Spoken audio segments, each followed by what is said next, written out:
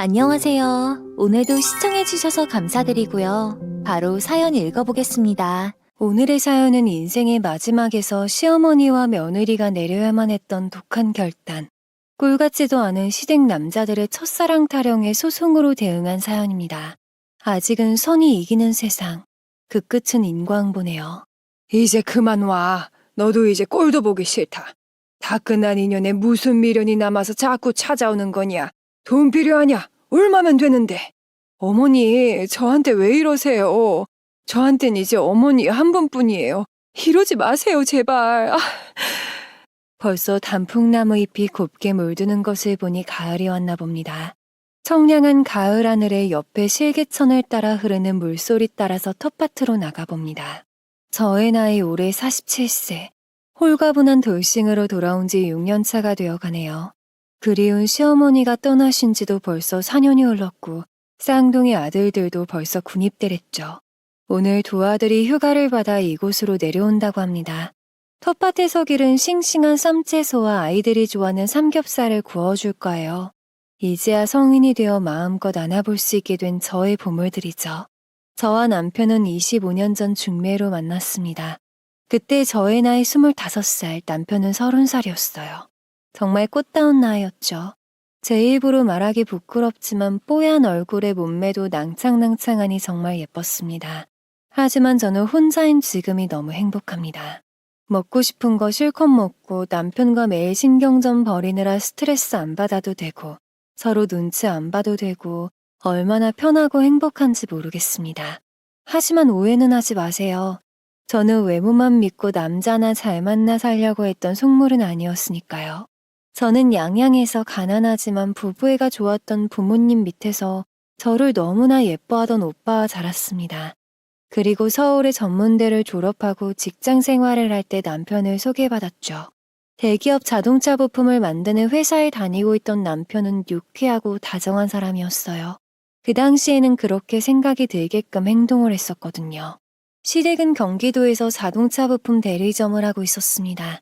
이것도 남편의 조언에 따라 한 건데 제법 매출이 좋아서 생활형편은 좋은 편이었죠. 다만 시아버님 성격이 아나무인이라 시어머니나 가족들이 골치가 아플 때가 많았습니다. 예를 한번 들어보자면요. 운전 중에 앞에 차량이 깜빡이도 안 켜고 1차선, 2차선 지그재그로 왔다 갔다니 하니까 화가 난 시아버님이 그냥 앞 차량을 들이받았답니다. 다행히 운전자는 많이 다치지는 않았지만 화가 많이 났겠죠. 그것도 모자라 시아버님은 차에서 내려 앞차에서 목덜미를 잡고 내린 운전자에게 다가가 손가락질을 하며 운전 똑바로 하라며 소리까지 질렀습니다. 야, 이 잡고사. 운전을 왜 그따위로 하는 거야? 너 같은 운전의 기본도 모르는 것들이 다 차를 끌고 나와 다니니까 나라가 이 모양인 게야. 그렇다고 차를 들이받는 막장이 어딨어? 당신 제정신이야? 아, 목이야. 피해 운전자는 기회는 이때다 싶어 경찰에 신고 안 하는 조건으로 차량 수리비와 치료비로 500만 원을 요구했다죠. 하지만 요구를 들어줄 리 없는 시아버님이 거절을 하고 오히려 운전자를 몰아붙였다고 해요. 운전자는 말이 안 통한다며 경찰에 신고하고 목이며 허리며 통증을 호소하고 병원으로 입원해 합의금의 치료비를 요구했죠. 그것도 꾀병이라며 병원으로 쫓아가서 단판을 지으러 간다는 것을 가족들이 겨우 말려 진정시키는 일도 있었습니다. 그리고 시아버님의 성격은 집에서도 예외는 아니었는데요. 집에서 가족들끼리 식사를 할 때도 지켜야 하는 예절이 있잖아요. 한날은 다 같이 식사를 하는데 매운탕을 끓인 냄비에 시아버님이 숟가락을 연신 넣었다 뺐다 하니까 시어머니가 국자로 그릇에 떠서 드시라고 한 말씀 하셨단 말이죠. 그러자 시아버님이 순간 숟가락을 냅다 집어던지시며 화를 버럭 내시더라고요. 뭐야? 내가 내 집에서 밥도 편하게 못 먹어. 이 여편 내가 남편을 무시하고 말이야. 요즘 오냐오냐 했더니 아주 간이 배 밖으로 나왔지? 순간 얼굴이 벌개져서 참고 있는 시어머니의 얼굴과 가족들의 쌓여진 분위기. 이렇듯 시아버님은 평소에는 잘도 참으시다가 가끔 욱하는 성질을 못 참고 한 방씩 터뜨리는 바람에 시어머니와 가족들의 스트레스가 이만저만이 아니었습니다. 가게에서도 마찬가지로 손님들과의 충돌이 이어졌어요. 가끔 가격을 흥정하려는 손님들이 상시계로 많이 깎아달라고 하는 경우도 많은데요. 당신이 뭔데 마음대로 가격을 깎아요?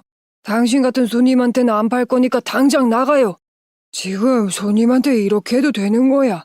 왜 소리를 지르고 내쫓는 거냐고. 내가 대리점 본사에 전화해서 가만히 안 둘 줄 알아. 그럴 때면 시어머니가 불이 나게 나와서 시아버님을 뜯어말리며 손님에게 연신 죄송하다는 사과를 하셨습니다. 그런데 그것마저 못마땅한 시아버님은 시어머니에게 더욱 화를 냈죠. 당신은 대체 누구 편이야? 저 뱁새 같은 것 하고 눈 맞았냐? 왜 저 자식 편을 들어? 이 정도 되니 시아버님의 성격이 어떤지 대충 눈치채셨죠. 하지만 이 아나무인 성격도 유독 예쁜 여자들 앞에서는 자상한 매너남으로 바뀌곤 했는데요. 나중에 보니 그런 점은 시아버님과 남편이 꼭 닮은 것 같았습니다. 여자는 나이 들면서도 몸매 관리를 해야 한다는 남자들의 이기적인 DNA가 강한 부자지간이었죠. 하지만 이런 점도 제가 쌍둥이를 낳고 나서는 많이 자중하게 되었습니다. 시아버님도 양심은 있으셨는지 차마 금쪽 같은 손자 앞에서는 그런 모습을 보이면 안 된다고 생각을 하셨었나 봐요. 아무튼 시아버님의 아나무인 성격 덕에 지금까지 손해본 것을 따져보면 아마 몇천만 원은 손해배상비로 날렸을 거라고 하더군요. 그래도 우리 쌍둥이들 덕분에 네 시아버지가 성질이 많이 죽었잖니. 아주 요것들이 애물단지다. 아이고 이쁜 것들. 그래서 시어머니는 집안의 보배라고 저와 쌍둥이를 더욱 예뻐하셨어요. 그나마 시아버님의 성격이 잠잠해진 것은 다행스러운 일이었죠. 반대로 시어머니의 성격은 정도 많고 시아버님의 이런 성격을 대부분 참아내고 살아온 의지 어머니상이셨죠. 지금에 와서 생각하면 왜 참고 사셨나 하는 생각이 들 정도로요. 그리고 시아버님이나 남편은 유독 여자들이 결혼 후 몸매가 흐트러지는 것을 질색을 했는데요. 이런 사실도 저는 쌍둥이를 낳고 나서야 남편의 이상한 집착에 대해 알게 되었습니다. 그리고 이때부터 10년이 넘는 저의 다이어트 스트레스가 시작이 되었네요. 그리고 남편과의 결혼 생활을 다시 생각하게 만든 문제의 시발점이 된 것이었죠. 아니죠. 애초에 남편의 마음이 진심이 아니었을지도 모릅니다. 남편은 애초에 남자들의 원초적이고 이기적인 본능이 강한 남자였는데 잘도 숨기고 있었는지도 모르죠. 그래도 쌍둥이들이 커가면서 저도 열심히 운동도 하면서 다이어트를 하니 날씬한 몸매를 유지한 적도 있었어요. 그러니 남편도 그 시기에는 그렇게 심각한 스트레스를 주진 않았거든요. 뭐 아가씨 때만큼은 아니지만 당신이 제일 예쁘네. 5kg만 더 빼자. 그러면 우리 모임에서 당신이 제일 예쁜 와이프가 되는 거야. 애가 뺄 데가 어딨다고 너는 맨날 살 빼라고 구박하니. 아가, 지금이 딱 좋다. 내 눈엔 네가 제일 이쁘더라. 그래도 제가 제일 예쁘다고 해주시는 시어머니가 있어서 남편의 타박을 한 귀로 흘려보내면서 살 수가 있었습니다. 결혼해서 살아보니 부부가 사랑으로 사는 기간은 길어야 1년뿐이더라고요. 뭐 요즘은 더욱 짧아졌다고 하지만요. 콩깍지가 벗겨지고 단점이나 본성이 보이기 시작하면 가정환경에 따라서 더 살게 되거나 이혼하거나 아님 둘 중 누가 바람을 피우거나 해서 갈라지는 경우가 허다하죠. 남편은 원래도 지인들이나 친구들 사이에서 제가 제일 예쁘다는 소리를 듣는 것을 좋아했어요. 그때는 남편의 그런 점이 그저 팔불출이라 그런 줄 알았었는데 남편은 뭐든 자신의 아내가 남들 아내보다 예쁘고 날씬해야 만족감이 높았던 사람이었습니다. 그런데 쌍둥이를 낳고 몸매가 예전으로 돌아가지 않자 그것이 못마땅했던 겁니다. 쌍둥이들이 어렸을 때는 육아에 정신이 없어서 잘 느끼지 못했어요. 그런데 아이들이 초등학교에 입학하고 중학교에 들어가면서부터 남편의 타박이 부쩍 심해졌습니다. 그 당시 저의 나이 40을 코앞에 둔 때였어요. 남편의 간섭과 타박이 가장 심했던 시기였고 저의 인생의 전환점이 된 시기였습니다. 오늘 운동 얼마나 했어? 그렇게 해서 살 빠지겠어? 오늘 저녁은 굶어라. 아니, 그렇다고 밥을 굶으라고 하는 거야? 이제는 자기가 하도 그러니까 그게 더 스트레스야. 그래서 잘 빠지지도 않아. 다 당신 건강을 생각해서 하는 소리야. 100만 원 줄게 뭐라도 해봐. 남편은 모두가 저의 건강이 걱정되어서 다이어트를 하라고 하는 거랍니다. 저도 처음에는 그 말을 진심으로 믿었어요. 하지만 해가 바뀔수록 남편의 다이어트를 하라는 잔소리가 그게 아닌 것 같았습니다. 제가 하루에 몇 끼를 먹는지조차 모두 체크를 하는 남편을 여러분은 어떻게 생각하세요? 정상이라고 생각하시나요? 하물며 지인들과의 모임에서도 남편의 감시는 계속되었습니다. 지인들과 부부 동반으로 저녁 모임을 하고 있을 때 제가 밥을 한 숟가락 뜨려고 하니 남편이 밥그릇을 뺏어버리는 겁니다. 순간 열이 확 날 대로 나서 소리를 빽하니 질렀습니다. 왜 그래 진짜. 밥 먹을 땐 걔도 안 건드린다고 하더라. 내가 걔만도 못해? 지인들도 왜 밥까지 못 먹게 하냐면서 제 편을 들어주었고 남편은 제 건강을 생각해서 그런 거라고 변명을 했습니다. 그날 지인들 모임에서조차 밥그릇까지 뺏어버리는 남편 때문에 좋았던 분위기가 싸해지고 말았죠. 남편의 이런 도가 지나친 간섭은 여기서 그치지 않았어요. 제 옷장까지 뒤져서 입지도 않는 옷들을 싹 다 버려버린 겁니다. 저의 의견을 물어보지 않고 말이죠.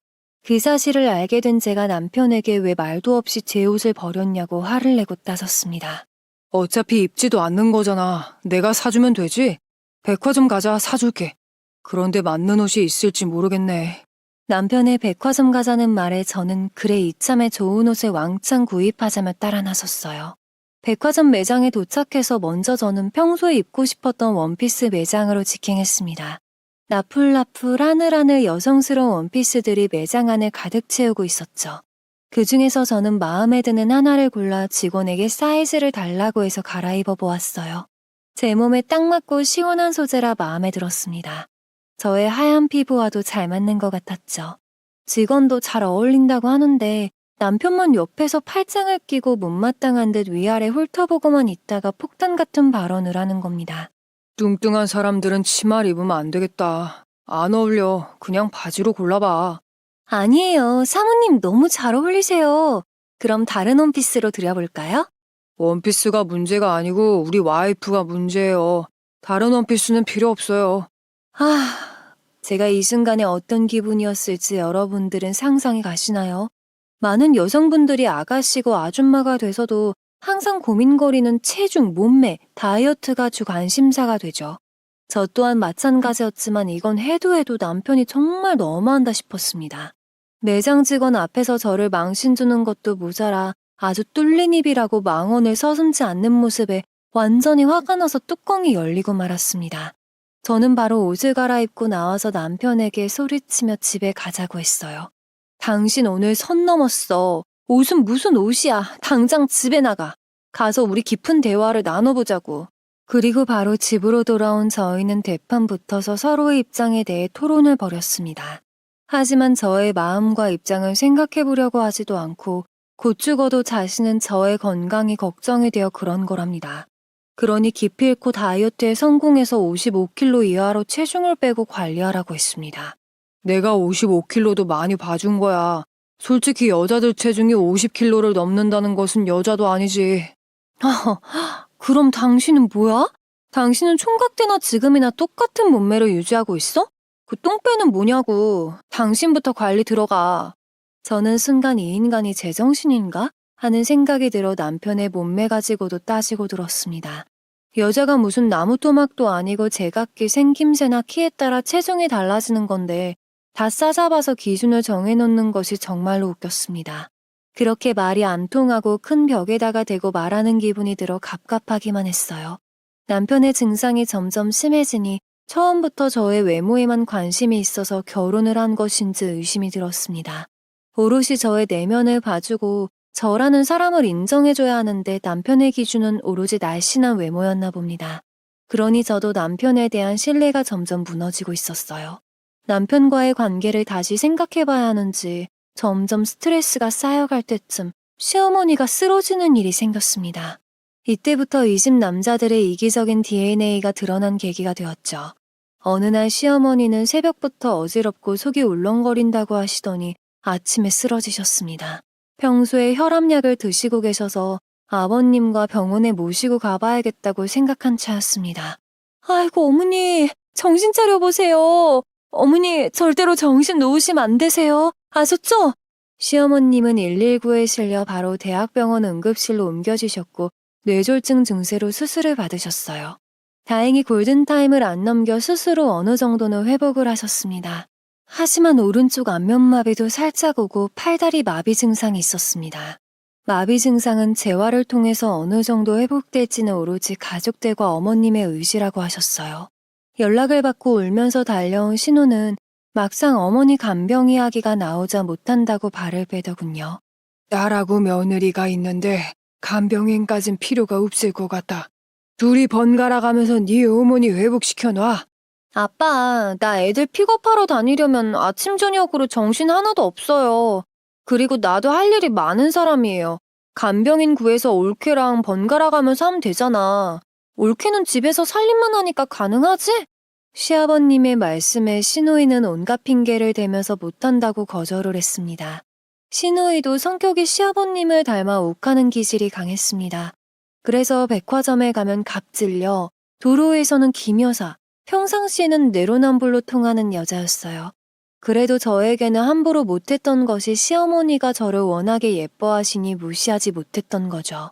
시어머니의 간병을 단번에 거절하는 신우이가 얄미웠지만 애초에 이기적인 신우가 못 믿어 어머니의 간병을 한다고 해도 맡기고 싶지 않았습니다. 아버님, 간병인을 구해주시면 제가 애들 학교 보내고 오전에 와서 어머니 케어할게요. 애들 때문에 저녁에는 힘들 것 같아요. 애들은 걱정하지 마. 내가 일찍 들어와서 애들 학원에서 픽업하고 챙길 수 있어. 남편의 말에 저는 깜짝 놀라고 말았습니다. 평소에 남편은 애들한테 다정한 아빠는 아니었거든요. 저한테 다이어트를 강요하듯 애들한테도 매일 잔소리만 하기 바빴습니다. 남편은 오로지 공부, 또 공부해서 인서울대학에 가야 한다고 초등학교 때부터 잔소리를 했어요. 그러니 아이들도 아빠라지만 고민거리를 털어놓고 기댈 수 있는 다정한 아빠가 아니었습니다. 그런데 그런 남편이 지금 자신이 아이들을 챙긴다고 하는데 제가 얼마나 놀라웠겠어요. 하지만 그 순간에는 어머니가 쓰러지셔서 제가 간병을 한다니까 양심이 있어서 그런 줄로만 알았습니다. 음흉한 꿍꿍이가 있는 줄도 모르고요. 아무튼 그때부터 저는 어머니를 간병하고 남편이 아이들을 케어하기 시작했어요.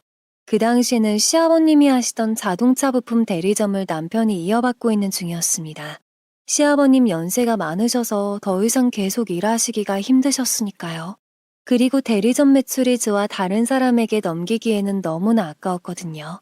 제가 어머니를 간병하기 위해 매일 병원에 오자 어머니는 눈물을 글썽글썽이면서 뭉구석거리는 발음으로 미안하다고 하셨습니다. 어미야, 괜히 나 때문에 네가 고생이 많다. 미안해. 어머니도 참, 제가 어머니한테 받은 것이 많잖아요. 쌍둥이들도 어머니 아니었으면 저 혼자 못 키웠죠. 그리고 제가 아프고 힘들 때 항상 어머니가 옆에서 다 해주셨잖아요. 제가 어머니의 손을 꾹 잡아드리며 토닥토닥 해드렸어요. 다시 생각해도 어머니는 저에게 해주신 게 정말 많으셨습니다. 언젠가 제가 친정엄마처럼 잘해주셔서 왜 이렇게 잘해주시냐 물은 적이 있었어요. 그때 어머니가 그러시대요. 자신은 시집살이를 너무 심하게 당해서 며느리를 얻으면 절대로 시집살이를 시키지 않겠다고 다짐하셨다고요. 오히려 다짐과 다르게 서운하게 할 때도 있을 테니 이해해달라고 하셨습니다. 그리고 시어머니에게 가장 고마웠던 일은 친정부모님이 아프실 때 도움을 주셨을 때였어요. 5년 전에 친정엄마가 자궁암 말기로 병마와 힘겨운 싸움을 하고 계실 때 오빠와 올케 언니만으로는 간병이나 병원비를 감당하기 벅찬 상태였습니다. 병원비며 엄마 간병비며 몇 년 동안의 투병 생활에 들어간 돈이 무려 수천만 원이었죠. 그 중에서 시어머님이 모아두신 비상금 3천만 원을 저에게 세며시 건네주셨습니다. 제가 남편에게 친정의 어려움을 말했을 때 솔직히 남편은 적극적으로 도움을 준다는 말을 하진 않았어요. 그것이 못내 서러웠고 몹시 서운했었습니다. 그런데 그런 사정을 눈치채신 시어머니가 자신의 비상금을 주셨을 때는 정말이지 가슴이 벅차서 엄청 눈물을 흘렸었어요. 그리고 쌍둥이를 봐주신 덕분에 친정엄마의 간병도 올케와 돌아가며 해드릴 수가 있었죠. 친정엄마 아프셨을 때도 어머니가 많이 도와주셨잖아요. 어머니 아니었으면 저는 친정엄마에게 아무것도 못해드리고 보내드렸다는 죄책감과 서운함에 평생을 후회하고 살았을 거예요. 그때 생각만 하면 지금도 눈물이 나요. 그러니 어머니 간병은 제 손으로 해드리고 싶어요. 이제 저에게 엄마는 어머니 한 분뿐이시잖아요. 내가 너에게 뭘 해준 게 있다 그러니 날 엄마처럼 생각하고 따라주는 네가 나는 언제나 예뻤어. 미안하고 고맙다. 그리고 친정엄마가 암투병으로 세상을 떠나시자 아버지도 몇 년 못 가 엄마를 따라가셨어요. 가진 것이 많지 않았던 부모님은 저희를 낳고 키우시면서도 서로를 위해주고 사시던 마음만은 항상 부자였던 분들이셨어요. 워낙 부부애가 좋으셨던 부모님이어서 그런지 엄마가 먼저 떠나시자 아버지는 허전함과 공허함, 그리움에 견디지 못하셨던 건가 봐요. 친정부모님이 돌아가시고 부모님이 사시던 고향 양양의 집과 땅을 정리하게 되었는데요. 오빠와 올케 언니는 친정부모님 생전에 동네에 소문이 날 정도로 정말 효자 효부였습니다. 그래서 저는 남아있는 재산을 모두 오빠의 명의로 하라고 했어요. 하지만 오빠와 올케 언니는 안 될 말이라며 손사래를 치더군요. 아가씨 무슨 말이에요. 아가씨가 얼마나 애썼는지 제가 다 아는데요. 그러지 말고 우리 공동 명의로 하고 나중에 이곳을 리모델링해서 가끔 쉬었다 가는 곳으로 해요. 올케 언니와 오빠의 뜻으로 친정에 노후된 집과 땅은 공동 명의로 남게 되었답니다. 아무튼 부모님의 애틋한 부부애를 보고 자란 저는 남편과도 평생을 아껴주며 살아가는 것이 평소의 바람이었어요. 하지만 살아보니 남편은 그럴 만한 사람이 아니었던 거죠. 그렇다고 이제 와서 남편을 바꾸겠어요? 아니면 남편을 개조를 시키겠어요? 그저 지금은 남편이 내 편이길 바라는 마음, 오로지 나만 바라보고 아껴주는 마음을 바랬을 뿐이었죠. 하지만 남편은 내 편이 아니었고 시어머니가 제 진짜 편이 되었습니다. 그런 어머니의 간병을 제가 하는 것은 당연한 일이라는 생각이 들었어요. 제가 매일 병원으로 출근을 하다시피 하고 어머니의 간병을 하는 사이에 남편은 시아버님의 자동차 부품 대리점을 완전히 인수하고 넘겨받았습니다. 저는 이제 대리점에도 완전히 남편에게 넘겼겠다. 여유가 많아진 시아버님이 병원에 계신 어머님을 매일같이 찾아올 줄 알았어요. 하지만 시아버님은 바깥으로만 돌아다니셨습니다. 하루는 제가 아버님에게 병원에 오실 수 있냐고 물어본 날이었어요. 내 나이가 벌써 80이 다 되어간다. 여태 자식들 취송하고 대리점에 묶여서 내 인생 활기차게 살아본 적이 없었어. 이제는 나 하고 싶은 것 하면서 살란다. 아버님 열심히 살아오신 거 제가 다 알죠. 그러니까 어머니도 얼른 일어나셔서 두 분이 함께 여행도 다니시고 하면 더욱 좋으시잖아요. 하지만 제 말에 시아버님은 충격적이고 서운한 말을 하셨습니다.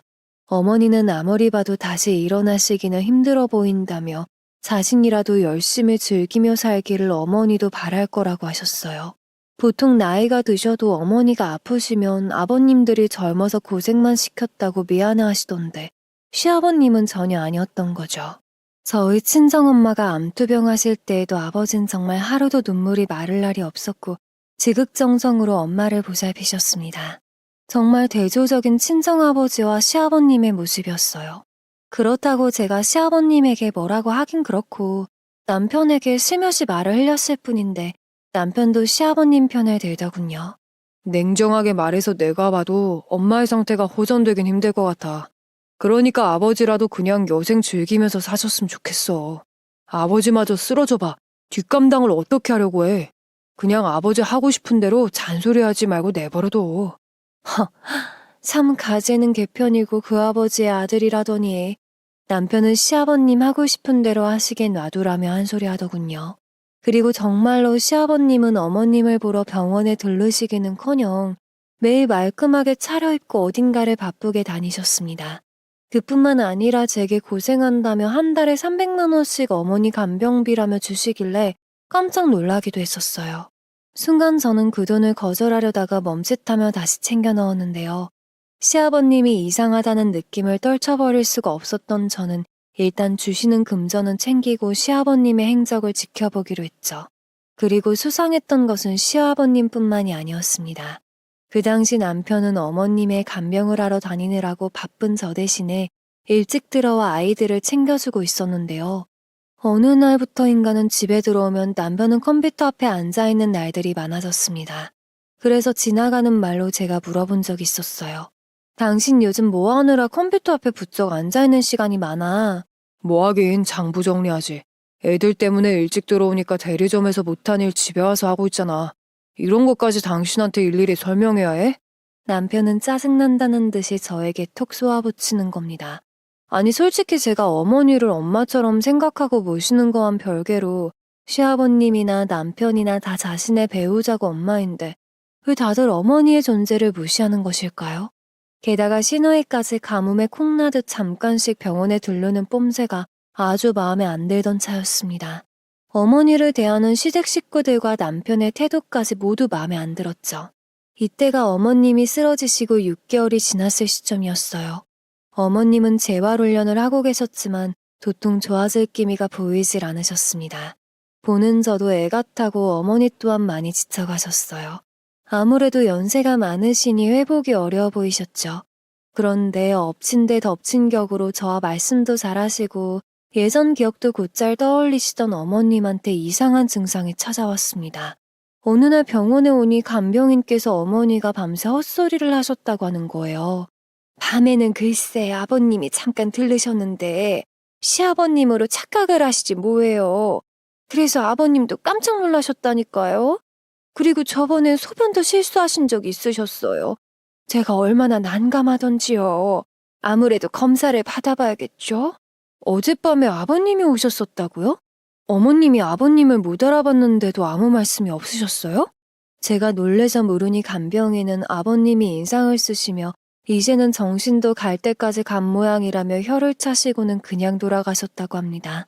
그 말을 들으니 점점 시아버님의 행동과 어머님을 대하시는 태도가 해도 해도 너무하다는 생각이 들었습니다. 어머님은 결혼 생활 내내 시아버님의 욱하는 성격은 물론이고 대부분 모든 불합리한 점들을 참아오셨어요. 시아버님에게 맞서게 되면 자식들한테도 안 좋은 영향을 끼칠 거란 생각이 들었고 자신 하나만 참으면 가정이 평화롭다고 하셨죠. 하지만 이런 어머니의 깊은 배려와 희생 때문에 오히려 시아버님과 자식들의 버릇이 나빠진 것 같아 보였습니다. 어머니의 배려와 희생을 당연한 것처럼 생각하고 역이용하려는 이기적인 가족들이었죠. 저는 어머님이 이러한 대접을 받는 것을 참을 수가 없었고 화가 났습니다. 그리고 어머님의 증상도 심각해 보여 먼저 담당 의사에게 어머님의 증상을 설명하고 검사를 진행시켰습니다.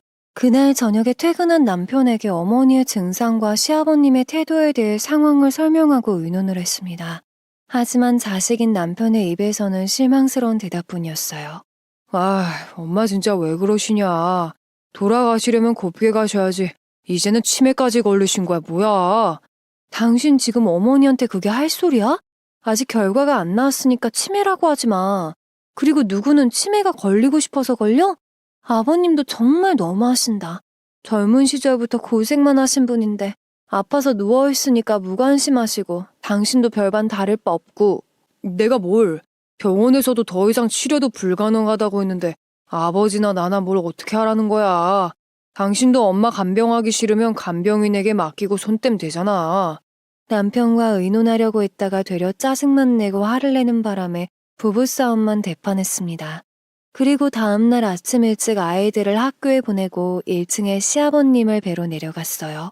시아버님은 벌써 외출을 하실 모양인지 말끔하게 차려입으시고 머리도 올백으로 빗어넘긴 상태이셨어요.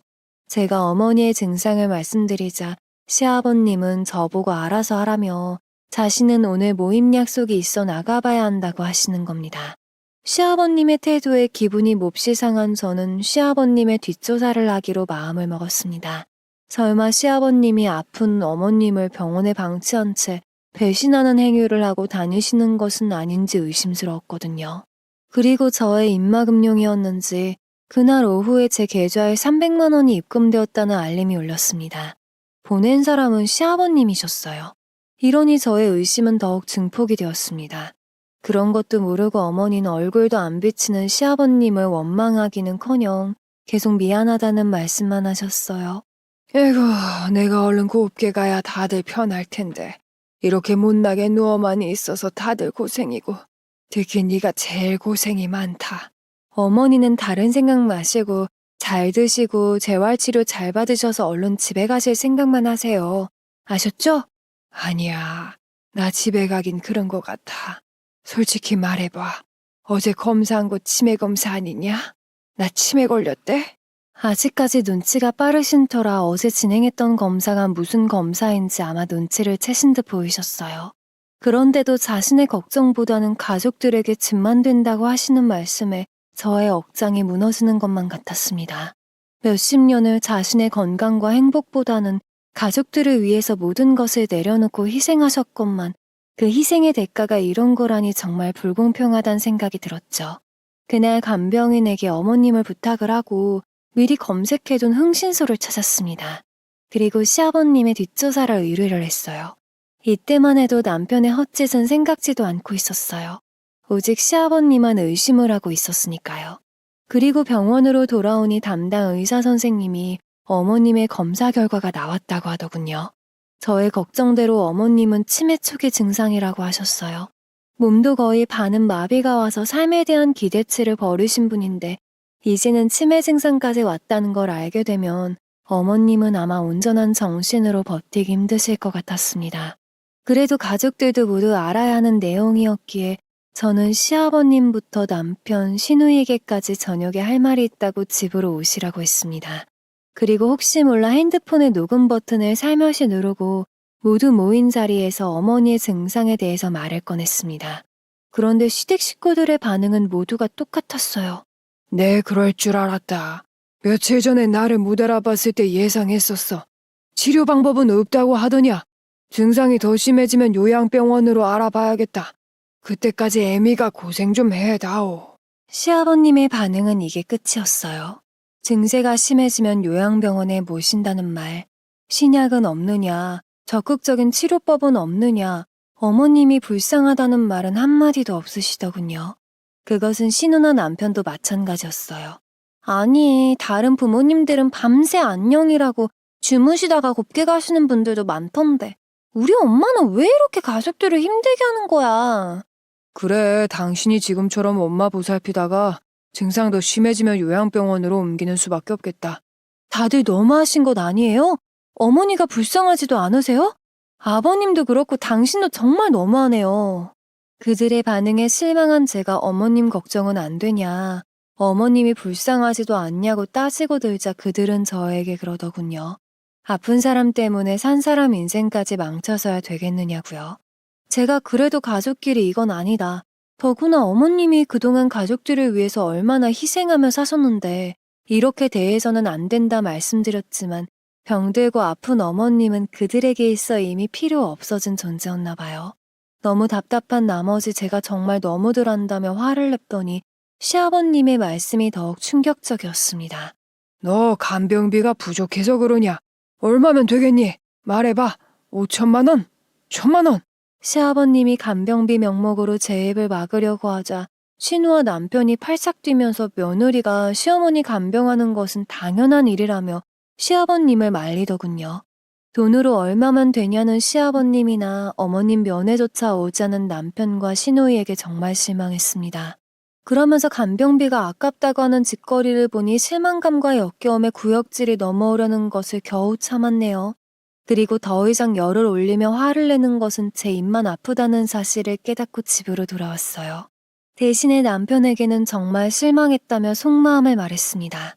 아버님이나 신우한테도 실망이지만 당신한텐 더 실망했어. 어머님이 당신을 어떻게 키웠는데 당신은 걱정도 안 돼? 당신 처음에는 어머님 병실에도 일주일에 2-3번은 들르더니 지금은 아예 코빼기도 안 보이고 당신의 이런 모습 정말 실망이야. 지금은 나 혼자 대리점을 운영해 나가려니까 바빠서 그런 거지. 다 알면서 왜 자꾸 나만 비판하는 거야? 그리고 내가 매일 문병 간다고 엄마가 났는데 그것보다 당신 요즘 엄마 간병한다고 운동도 못하니까 아주 살판이 났지? 더 뚱뚱해진 것 같다 아주. 내가 안 본다고 병원에서 마음 놓고 먹어대는 거 아니야? 남편의 어머님을 대하는 무관심한 듯한 말투와 변명에 저는 너무나 실망을 했어요. 게다가 이 상황에서 다시 들먹이는 다이어트 이야기에 정말 질리고 말았습니다. 그리고 이런 남편이라면 세월이 흘러 제가 어머님 상황이 된다면 남편도 시아버님처럼 나 몰라라 할 것이 뻔해 보였습니다. 이런 남편을 믿고 계속 살아야 하는 것인지 하는 믿음이 무너지기 시작했어요. 어머님이 쓰러지기 전에 저의 늘어난 체중 가지고 타박하며 다이어트를 강요하던 남편과 어머님의 병환을 나 몰라라 하는 불효자의 모습이 더해지면서 남편과의 결혼 생활을 다시 한번 되돌아보게 되는 계기가 되었던 거죠. 그리고 더 기가 막혔던 건 남편이 주말에 자신도 건강관리를 해야 한다며 테니스를 배우러 다닌다고 하더군요. 그리고 신이 나서 운동복이며 테니스 라켓이며 사들이는 것 같았습니다. 지금 어머니의 증상이 심각한데 오히려 자신의 건강만 챙기는 남편이 도저히 이해가 가지 않았어요. 제가 아이들만 집안에 남겨놓고 운동하러 나가면 어떡하냐고 물었더니 아이들이 한두 살 어린애도 아니고 무슨 걱정이냐고 그러더군요. 애들도 이제 다 컸어. 중학생이면 자기 할 일은 다 알아서 할 나이들이라고. 그리고 배고프면 주문만 하면 다 배달이 되는데 무슨 걱정이 그렇게 많아? 남편이 그렇게 쏘아붙이고 운동을 하러 밖으로 나가자 큰아들이 그러는 겁니다.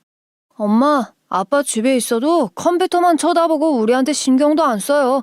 있으나 마나인데 그냥 두세요. 아들의 말에 의하면 남편은 일을 하는 것이 아니고 무슨 채팅을 하는 것처럼 보인다고 하더군요. 가끔씩은 통화도 하면서 웃는다는 소리까지 하는 것을 보니 아들의 말을 그냥 흘려들어서는 안 된다는 느낌을 받았습니다. 즉시 컴퓨터를 켜고 확인을 하려 했지만 비번이 걸려 있었어요. 순간 저의 의심은 더욱 깊어졌습니다.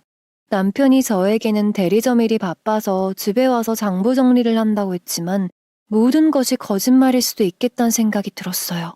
물론 그 의심의 싹은 시아버님에서 시작된 것이었죠.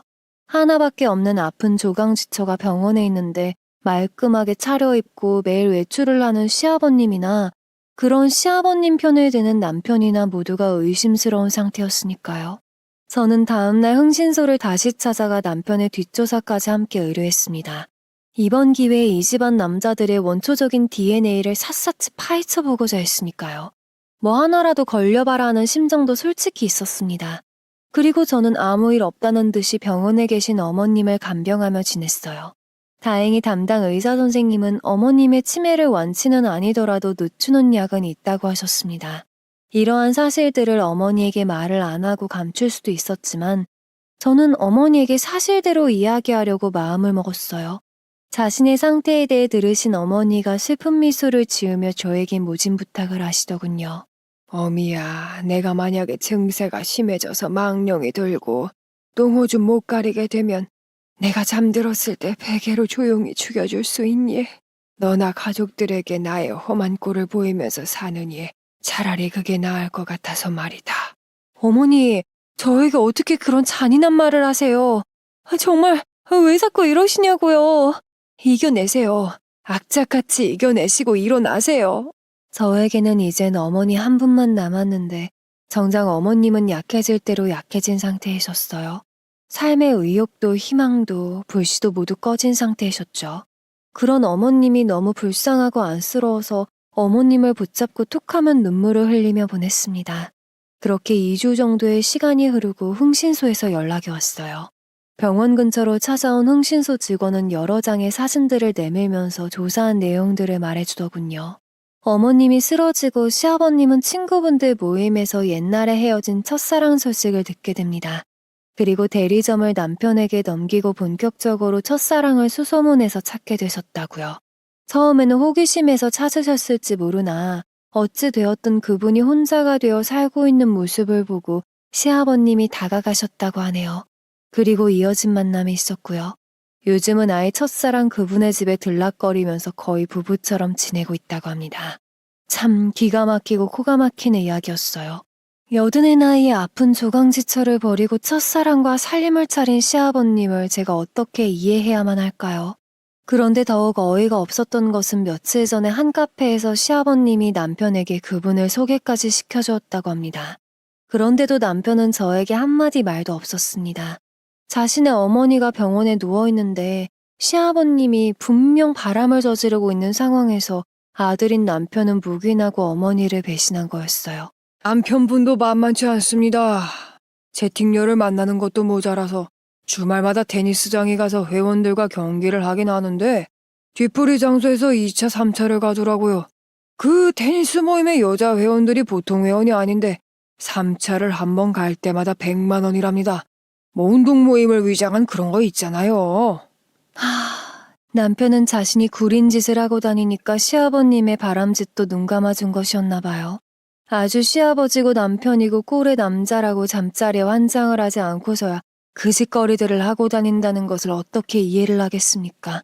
증거사진들과 내용들을 듣고 있자니 육지기와 10년 전에 먹은 밥물까지 올라오는 것 같아 간신히 눌러 참아야만 했습니다. 하지만 의연하게 버텼어요.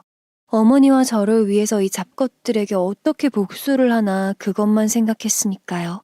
병원으로 돌아와 홀쭉해진 어머니의 뺨을 바라보고 있자니 제 신세보다 어머니의 신세가 더욱 처량하고 불쌍해서 화가 치밀어 올랐습니다.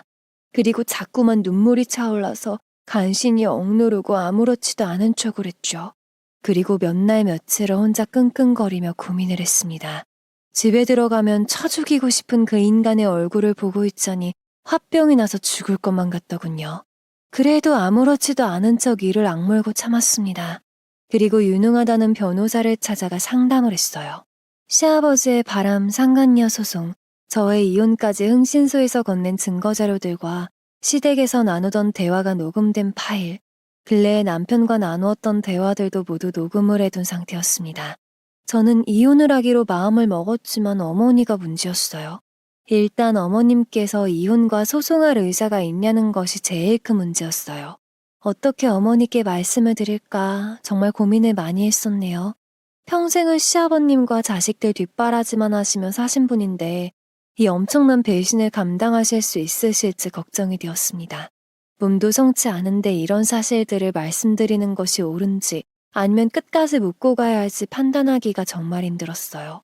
그래서 오랜만에 오빠를 찾아가 현재 상황에 대해 조언을 구했습니다. 역시나 예전이나 지금이나 오빠는 여전히 저희 편이었어요. 시간이 지날수록 치매 증상은 더욱 악화가 될 거야.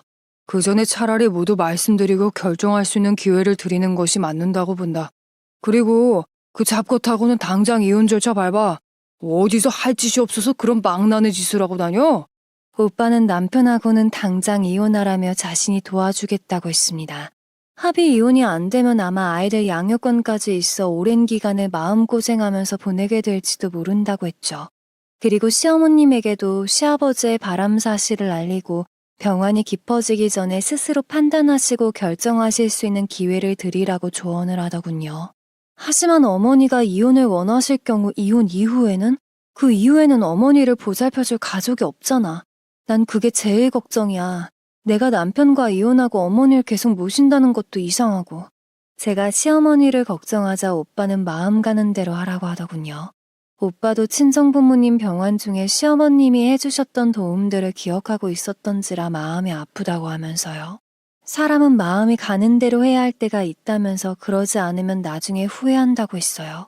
그 말에 저는 다른 것 다 생각 안 하고 오로지 어머니와 저만 생각하기로 했습니다. 그리고 생각을 정리한 뒤 병원으로 돌아와 어머니와 마주했어요. 홀쭉해진 뺨과 앙상한 두 손. 어머니는 무슨 말을 하려고 하는지 궁금해하며 저의 얼굴만 빤히 쳐다보고 계셨어요. 그 두 눈을 보고 있자니 뜨거운 것이 울컥하니 올라와 간신히 눌러 참고 입을 열었습니다.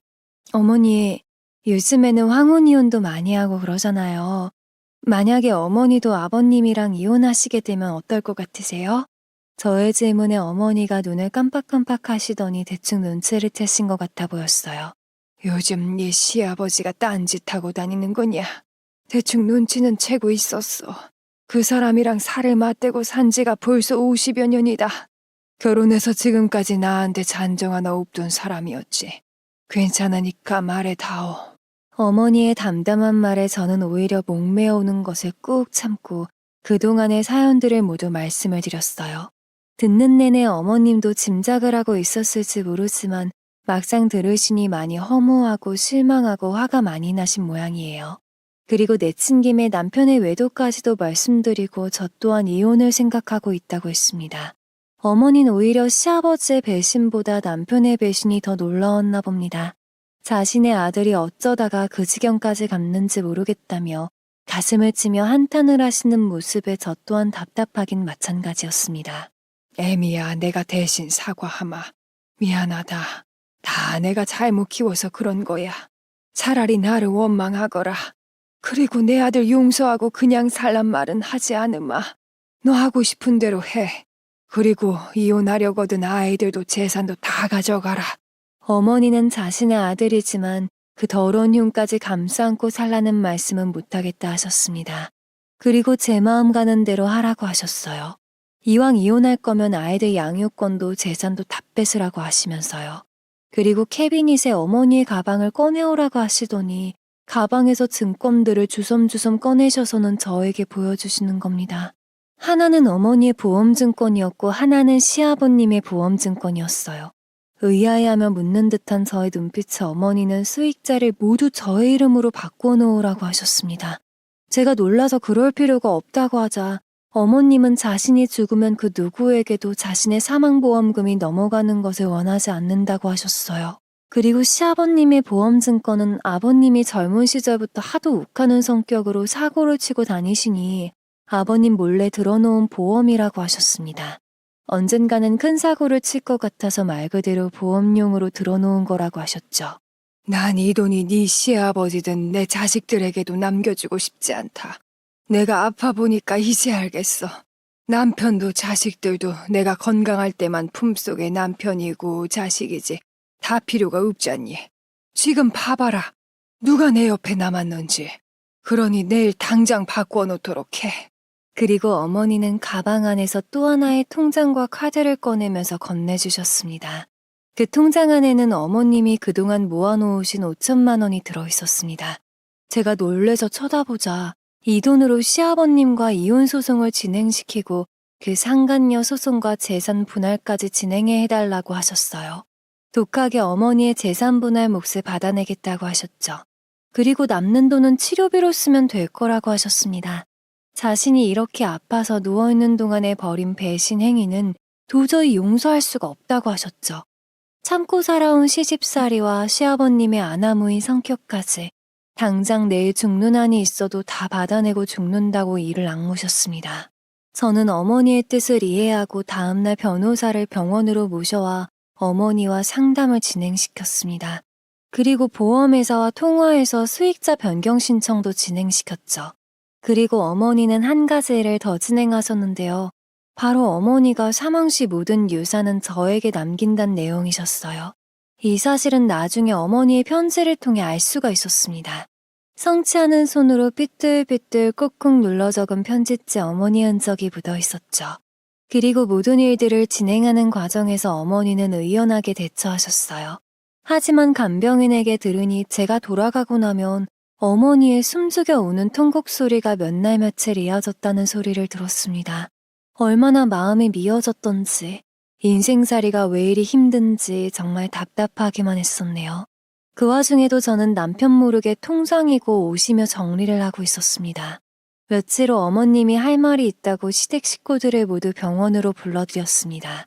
그날 아이들은 학교 수업이 끝난 후에 오빠에게 연락해서 오빠네 집으로 데리고 가라고 부탁을 했습니다. 그리고 어머님이 시아버님에게 통보했죠. 합의 이혼을 진행하자고요. 하지만 별도로 상간녀에게는 위자료 청구를 하겠다고 하셨습니다. 물론 시아버지는 펄펄 뛰셨고 시누이는 이게 대체 무슨 소리냐며 눈이 휘둥그레졌습니다. 아마 모든 사실을 이날 처음 알았었나 보더라고요. 아니, 당신이 어떻게 알게 된 거야? 애미냐, 이 고이한 것 내가 꼬박꼬박 간병비도 보내주었는데 네가 나를 배신을 해. 그래, 바람 피웠다 왜? 당신이 죽을 날만 바라본다고 나까지 죽은 사람처럼 살길 바랬어.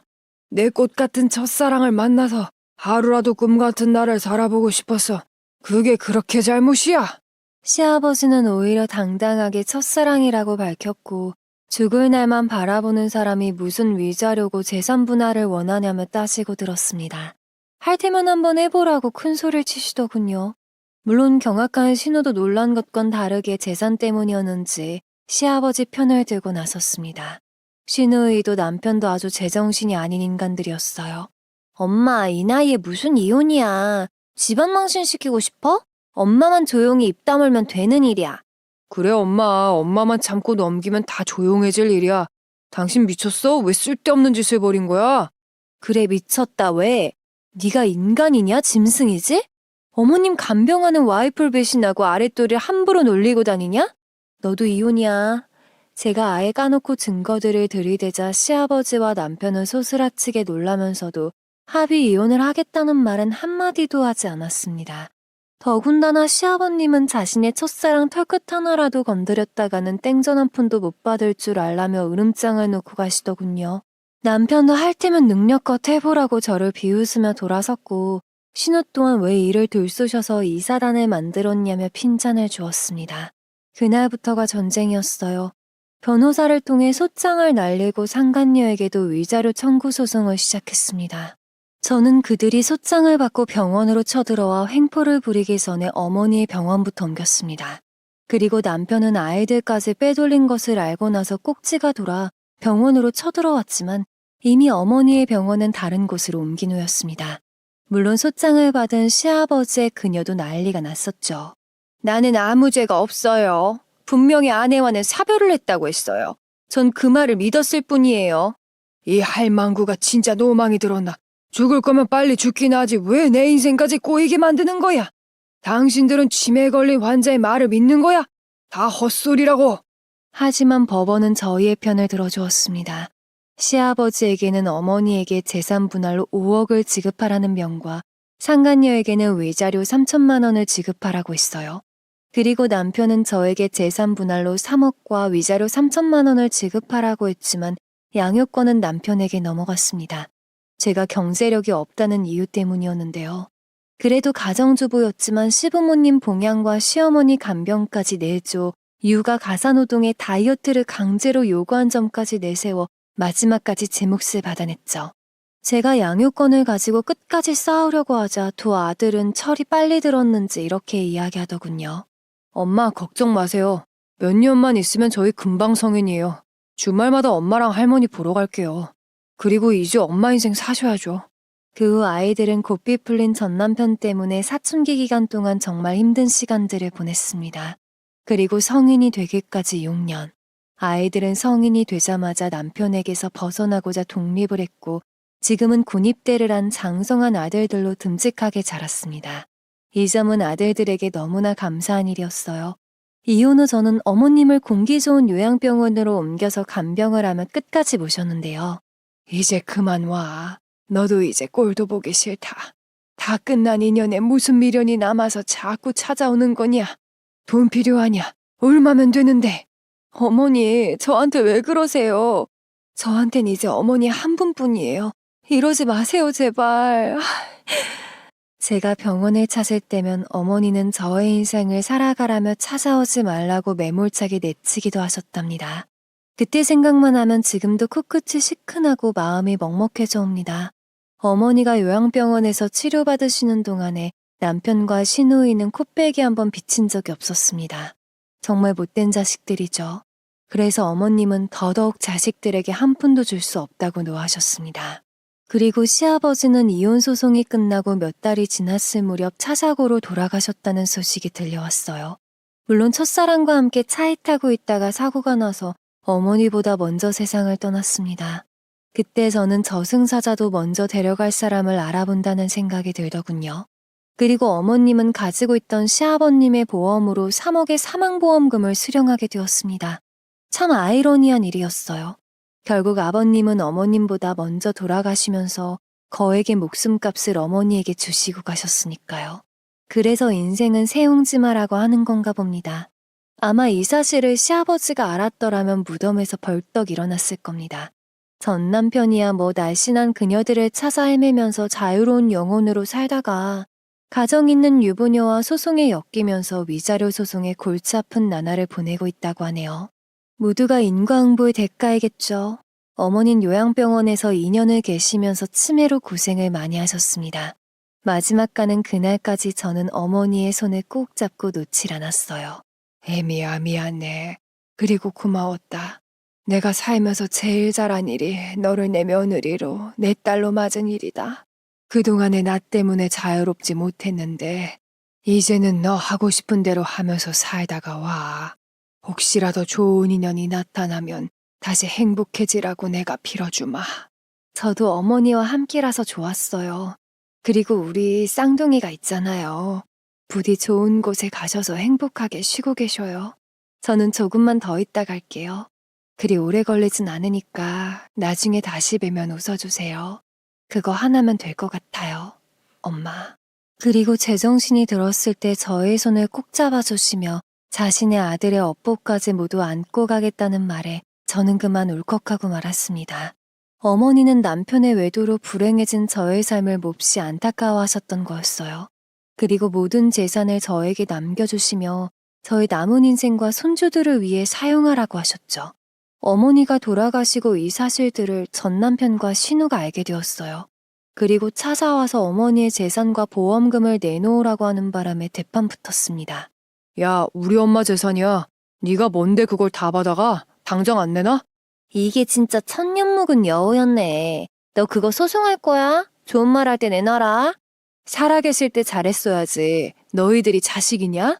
양심 좀 있어봐. 그리고 할 테면 해봐. 하나도 겁 안 나니까. 이참에 아주 잘근잘근 밟아줄게. 당연히 그들은 어머니의 공증된 유언장 덕분에 이론 한 장도 건드릴 수가 없었습니다. 계속 시골집까지 찾아와 횡포를 부리길래 경찰에 신고하고 접근금지 신청을 했습니다. 모르는 사람들은 말합니다. 이혼했는데 치매에 걸린 시어머니의 간병을 왜 하느냐고요. 하지만 그분은 저에게 시어머니이기 전에 마지막 엄마이셨던 분이셨어요. 남편하고 살았던 14년 세월이 아닌 시어머니가 엄마가 되었던 세월이었으니까요. 저는 지금 고향인 양양으로 내려와 제2의 삶을 살아가고 있는 중입니다. 친정부모님의 낡은 집은 오빠와 의논해서 고택으로 리모델링을 했고 여행객들이 쉬어갈 수 있는 곳으로 운영 중에 있습니다. 우리들은 저마다 인생의 갈피 속에서 생각지도 않은 사연들이 있게 마련이죠. 저의 인생 갈피 속에는 엄마 같은 시어머니와의 추억 속에서 연민과 후회와 행복의 깨달음이 있었습니다. 저의 인생보다는 어머니의 추억과 인생을 생각하면 코끝이 찡해오는 그리움과 아쉬움이 많았던 세월이었어요. 어머니의 바람대로 저는 이제 훨훨 날개를 달고 저의 멋진 인생을 살아가려고 합니다. 저의 나이 이제 50을 바라보고 있으니 아직도 인생의 반이 남아있으니까요. 하지만 그 반이 때로는 길게도 느껴지고 짧게도 느껴지는 나이가 되었네요. 곧 만날 시어머님의 인자한 미소도 눈앞에 아른거리고요. 가을이 오면 문득 그런 날이 곧 올 거라는 환한 슬픈 미소를 띄우곤 합니다. 길었던 저와 어머니의 사연을 들어주셔서 감사드리고 단풍으로 물들 아름다운 계절 10월에는 영원히 간직할 행복한 추억을 만드시길 기원드립니다. 구독과 좋아요, 알림 설정 부탁드립니다.